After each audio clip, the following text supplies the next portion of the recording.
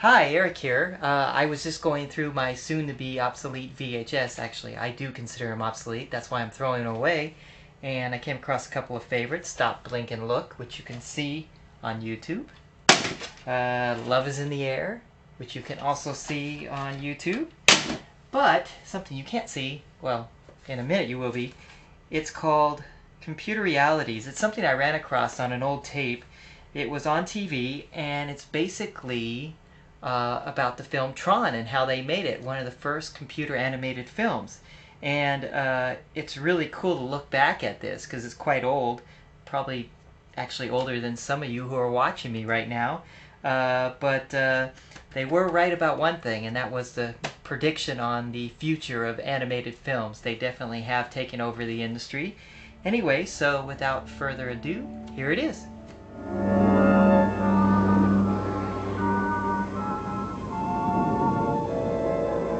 It seems everywhere you look these days, the computer is changing things, and that's especially true in movies.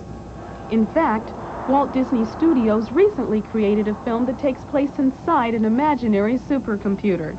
But it was a real computer that made the movie's amazing effects possible. Tron was one of the first feature-length movies to make extensive use of computer simulation. The advantages of computer simulation are that there are no limitations to the physical objects that are created. For Richard Taylor, visual effects supervisor on Tron, computers are already playing an essential part in creating totally new kinds of special effects. You can make scenes or images that are much more realistic, that have perfect perspective and perfect lighting, that the objects are designed as three-dimensional objects, not as two-dimensional objects. It allows you to see things in ways you've never seen them before. Greetings, program.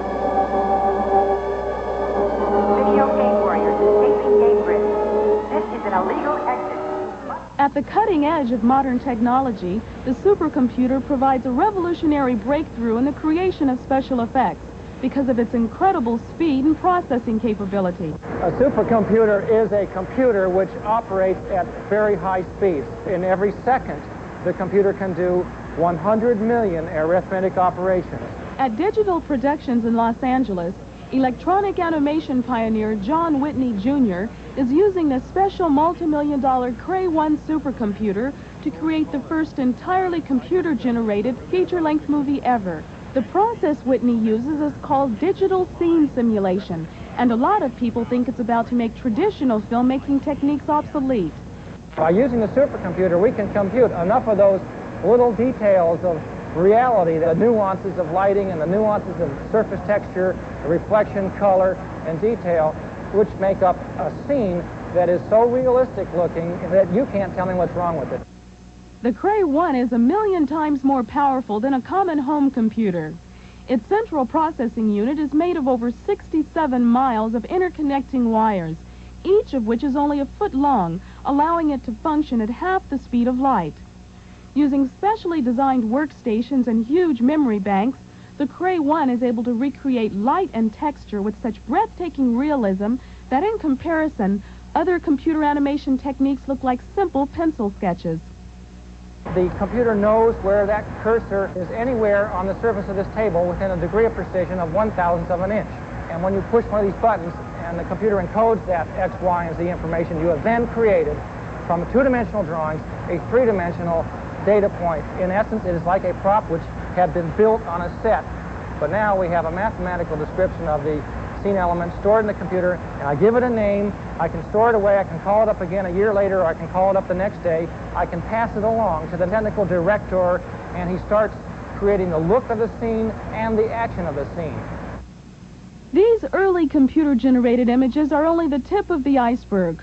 With a great deal of secrecy, this and other computer labs across the country are coming up with new digital effects of incredible quality, images that may well create a major revolution in visual entertainment. One of the things that we can see happening is the use of computer methods to recreate the likeness of personalities. We can create new personalities, or we could take personalities that have been popular in the past and bring them to life again. I think there's enough information there to recreate the likeness of Clark Gable or Rita Hayworth, for instance. With the emergence of digital scene simulation, people who create special effects will have to know more than ever how to harness the power of the computer. What do today's special effects wizards think about this complicated new tool? I actually think that maybe computers are going to put the makeup man out of business. Until something really dramatic happens in computer technology, I don't think you're going to be able to get rid of miniatures. The computers are really going to make the initial ideas a lot more direct and get rid of a lot of the hardware and very difficult, time-consuming work. And what will the movies themselves look like in a future shaped by a computer? A computer that had enough memory could dream for you. A computer can see tons of stuff at once because you can have a whole lot of cameras out all over the city looking at everything you can imagine in every angle, things that you wouldn't dream of. From the first jerky pictures created at the turn of the century to the latest pictures conjured by state-of-the-art computers, special effects have come a long way. And so have the tools that make them, from simple photographic processes to complex mechanical, chemical, and electronic technologies. But through it all, the impulse behind special effects has remained the same, the human urge to escape reality in believable ways. And as we've reached out for fantasies we can see and hear somewhere other than in our imaginations, we've seen the stuff that dreams are made of, a blend of science fact and fiction that's just begun to bring us the images of the future. Pretty cool, huh? Don't forget to subscribe to my channel, and a new Fright Gallery video is coming soon.